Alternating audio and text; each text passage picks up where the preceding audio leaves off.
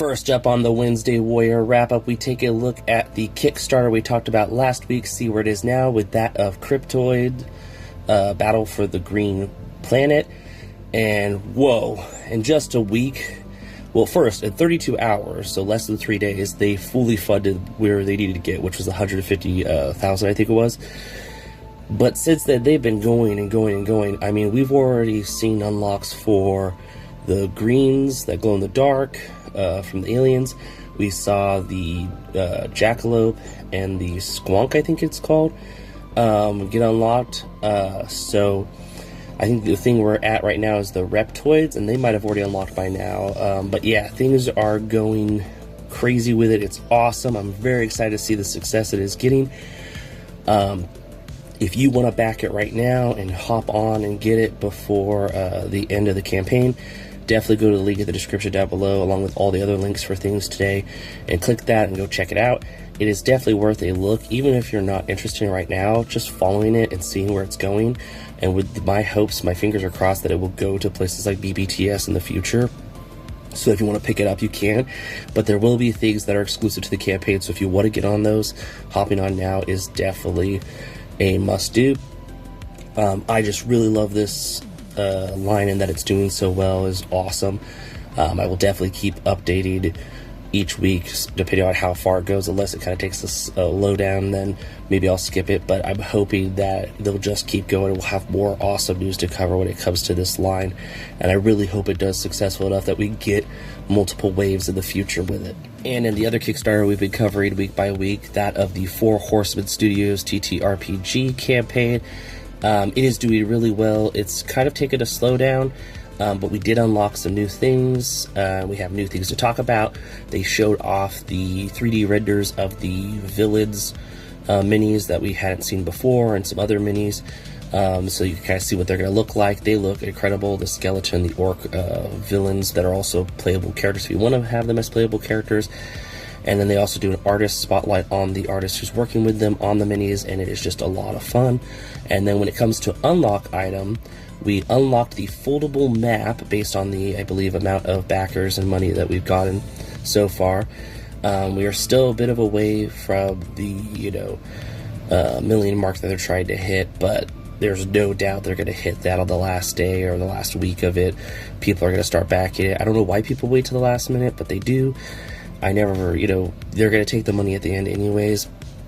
You might as well put down your, order now, and then when it happens, it happens.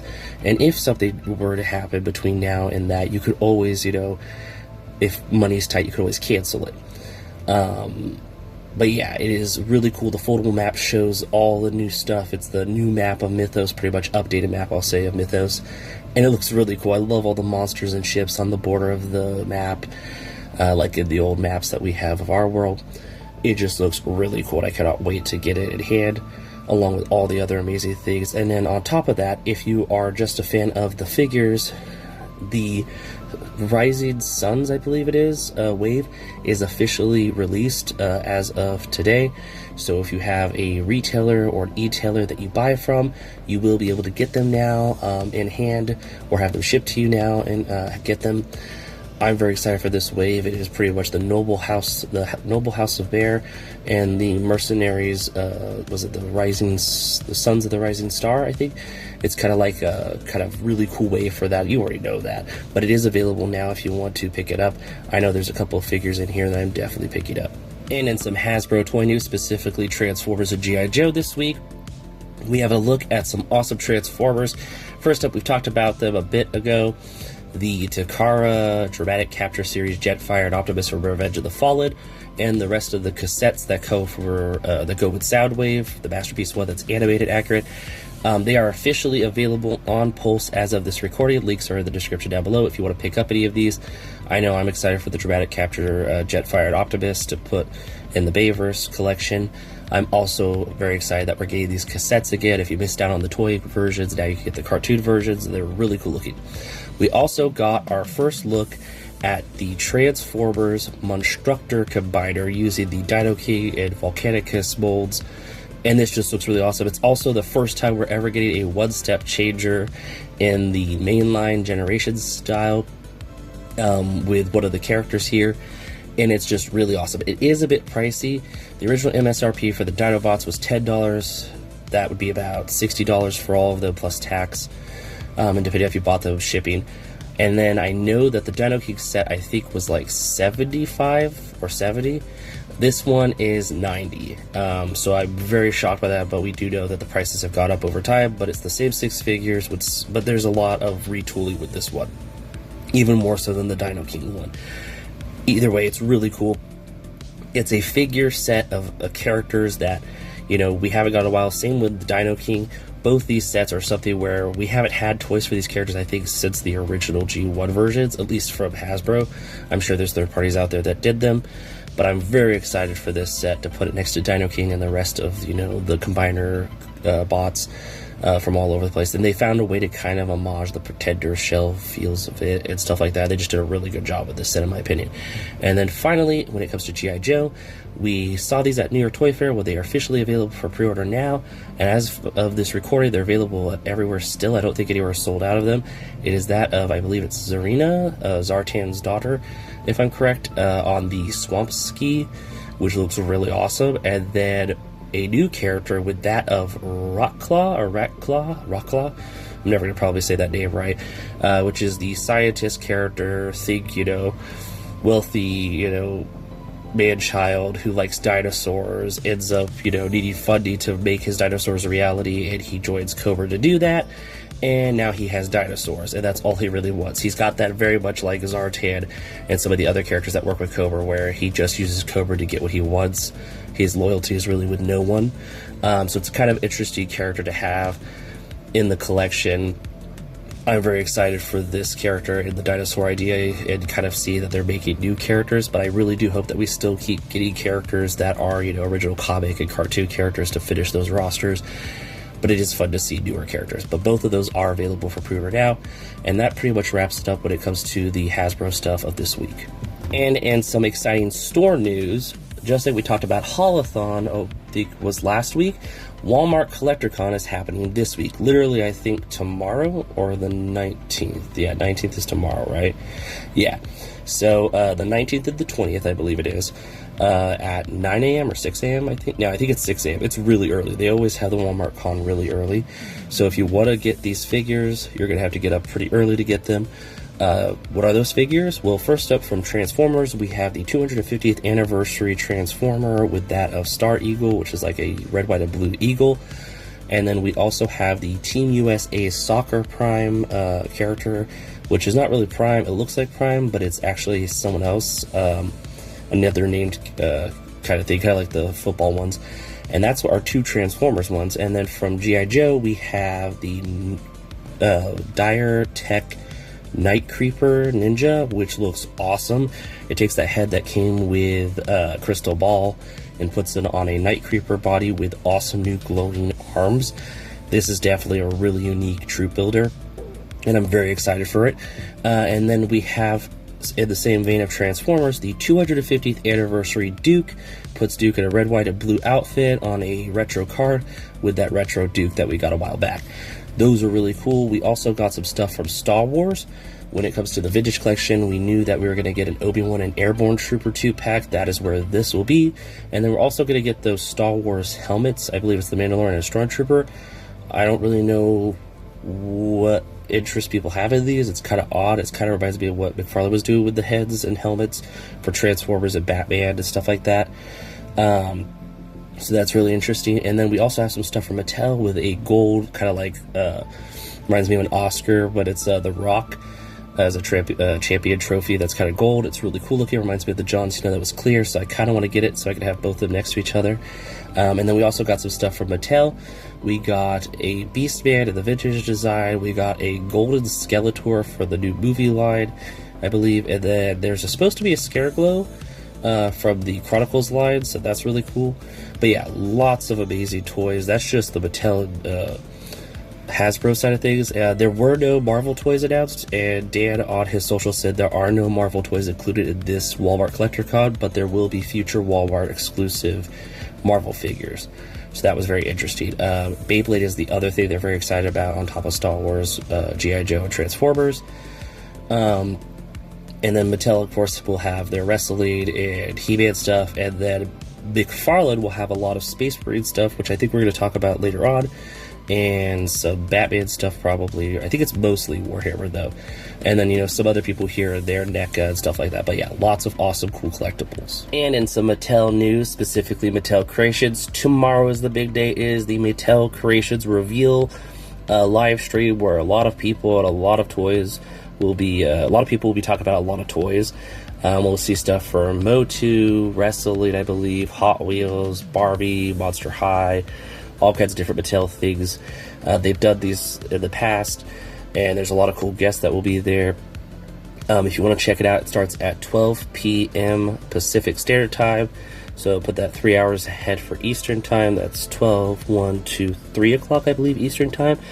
It looks really awesome. I'm very excited about it. I cannot wait to see what they reveal, if there's going to be any crossovers with other brands, like they did with the Transformers He-Man, or any of those other stuff. I'm just very excited for it. I cannot wait. I also laughed about that they had a doctor's note / boss's note kind of thing, where you could put so-and-so from so-and-so business needs the day off to watch it. I thought that was really funny. I got a kick out of that and a laugh, because it was like, hey, give this to your employer to let them know you need this time to watch the fan stream, which was kind of funny. But yeah, really cool stuff. I cannot wait to talk about what gets revealed later on. And in some real quick toy news when it comes to Fire and Ice, yes, this is very deja vu. We have talked about these toys in the past, but these are apparently version 2s of, I believe it's Dark Wolf and the Princess from Fire and Ice. So the first two sold out really well, and I guess they wanted to make version 2s when they did a reproduction. So these are the same figures, but with some additional pieces. Am I upset about that? Yes, I'm kind of disappointed. I kind of wish there was a way for us to buy the accessories and the parts separately. I did not see anywhere where that was the case. It looks like you will just have to buy these two toys again if you want those pieces. I believe it's just an alternate faceplate for Dark Wolf. I hope I'm saying the name right. And then the Princess comes with some other minor accessories, but they are pretty much, I think, the same figures 1 for 1, just with a couple extra accessories. So I just wanted to kind of put that out there and kind of have an update on, if you missed out on them, they are available again for, I believe, pre-order if you want to get them. Anywhere fine toys are sold when it comes to this, like BBTS, the Frazetta Girls website and stuff like that when it comes to Fire and Ice. But yeah, I just wanted to give an update and kind of keep tabs on that, so that in the future when I'm like, if they do version 3, we'll have more stuff for different things. We can come back and see that they did a version 2 and they did a version 1 that we've already covered. But yeah, very interesting. Let me know in the comments down below what you think about that. Is it kind of unfair for anyone who supported it the first time around, who might not want to buy the figures again? I guess you could use these for custom fodder. You could always, you know, turn the Princess into another character for like Conan to have as a side character, the same with the Dark Wolf. But yeah, it is very interesting that they went that route. And in some McFarlane toy news, we have quite a few McFarlane items to talk about. First up, there is a large assortment of Warhammer 40,000 figures to be seen here. I don't know if these are the ones that will be going live during the CollectorCon, but I'm pretty sure some of them are. Some of them will be going up later on. And then when it comes to DC stuff, we got a bunch of DC figures that all went up for pre-order today, with that of DC Classics Lobo. I think there was a Supergirl from Action Comics. There was I always forget Shazam's blue-suited brother, but they had that figure. They had a Black Canary from DC Rebirth. The Joker from the Batman live-action movie. Just a lot of cool figures. There was, of course, chase versions. If you wanted to pick them up, you would go to the McFarlane store and you could probably buy like a case. I think, yeah, you get to buy a case of the same character, and there'll be one chase in it. Sometimes BBTS in the future has those chase figures sold separately with a markup on the price, but as of now, that's the only way to get them. There's a lot of cool figures in this assortment if you want to pick them up to kind of fill out some teams or fill out a movie or stuff like that. But yeah, that's pretty much everything when it comes to the McFarlane stuff this week. Definitely keep your eye out for that Walmart CollectorCon stuff. If you want to pick it up, it will be happening later on this week. And if you want to pick up the DC stuff, there is a link to the McFarlane site for the whole assortment, which is still in stock if you want to pick it up and get them all in one for the whole wave, or you could go through and pick different versions and single ones. I believe the Joker from the Batman movie is sold out in every version, though, and is sold out on most websites, unfortunately, but you can get him in the all-in-one wave. And some really awesome Hot Toys news. We have a look at a really cool Hot Toys figure of the Silver Surfer comic version, and it looks awesome. It's pretty much the 12-inch figures they do, but it is a fully chrome Silver Surfer with board and even the hammer and the cosmic energy to have cosmic Silver Surfer if you wanted to. This is just a really awesome looking figure, and I wanted to cover it here because it just looks awesome. I don't collect Hot Toys personally because if I did, my wallet would cry for me on top of the things I like to collect. So it's definitely something I'll have to stick with Marvel Legends if I want to get my superhero characters. But it's still really cool, and if you just like Silver Surfer, this is definitely something for your Silver Surfer shelf. I think that would look awesome, and just the fact that it's so shiny is just really cool. But yeah, if you want to pick it up, I believe it is going to be going up for pre-order later on this month. Not too far off, but yeah, really awesome looking. And in some quick Super 7 toy news, specifically with the G.I. Joe O-Ring Reaction Plus line, we finally got the pre-order link for the G.I. Joe Cobra Commander and comic issue #1 pack. This is working with, I believe, Skybound and Image Comics to give a reprint of the first comic from G.I. Joe's with the cover and everything like that. And it includes the Cobra Commander figure, this Cobra Commander was only ever seen in the G.I. Joe #1, this design of his outfit and everything like that. So it's kind of a really cool way to get a figure out for that version of Cobra Commander and to celebrate the G.I. Joe comic, which is just an awesome read-through. I always loved that the Transformers G.I. Joe comics were different than the series, the cartoon series and stuff like that. So it was almost like, you had alternate universes, but you had more characters and more story and more different things in the comics than you would in the show. It's really cool. It is limited to, I believe, 5,000, so if you want to get yours, you might want to pick it up now. As far as I know, so far I've seen it on BBTS and Super7.com. I have not seen it anywhere else, so I don't know if there's like 2,500 on Super 7 and 2,500 on BBTS, or how that works, or if there's anyone else who's selling it, but it looks really cool. It is definitely something that would be a fun little shelf piece to put in your G.I. Joe collection. And in some Mondo toy news, we got a teaser a couple days ago of a silhouette of a character from the TMNT, and it was that of Leonardo, and we now have our second of 4 turtles. With that of Leonardo, we already got Donatello. I'm definitely curious to see what their Michelangelo will look like in the future as a Mikey fan. But this figure looks incredible. It is filled with accessories and pieces and all kinds of cool stuff. And I'm very excited to see that this is still going. I know there's been some talk about how certain companies that had the Turtles are not going to get the license anymore, so what they made is what they have. It sounds like maybe Mattel is kind of pulling stuff back to kind of work on what they're going to do. So it's something where, I was worried about these Mondo Turtles not getting to get finished. I don't personally collect them, but they're just fun to see, and I kind of want anyone who is collecting them for their 12-inch turtle collection to be able to get the full set. So I cannot wait to see Mikey and Raph. At this rate, we'll probably see them in the summertime. We'll probably see one of them at Comic-Con, and the final one maybe we'll see at like New York Comic-Con or early spring of next year. But they do take time to make these. They are artisanal toys that look awesome. As far as I know, the Leonardo does not go up for pre-order till, I believe, March 24th, so that's when you'll be able to get your pre-order in. And like always, I'm sure there'll be exclusive early run items that will come with this one, and then the regular version will probably have a little bit less. But there's a lot of accessories in general with this figure. It's pretty incredible. And in comics this week, we think look incredible. First up is the continuation of the G.I. Joe Skybound Void Energon Universe. G.I. Joe number 20 and Duke and Optimus Prime are finally going to meet in the Energon universe. It'll be very interesting to see how they collide, if they will understand each other and understand one another and kind of get over Duke's trauma and Optimus's, need to help humanity and everything like that. This is going to be a really interesting read. I'm very excited for it. If you've been keeping up with all the different Energon universe stuff, there's a lot going on in the universe right now, and I'm very excited to continue the reading of it. And then next up, we have Mega Man X number 2. I'm very excited to read this one. Mega Man X number 1 and the Zero issue were amazing. Cannot wait to get my hands on this and read it.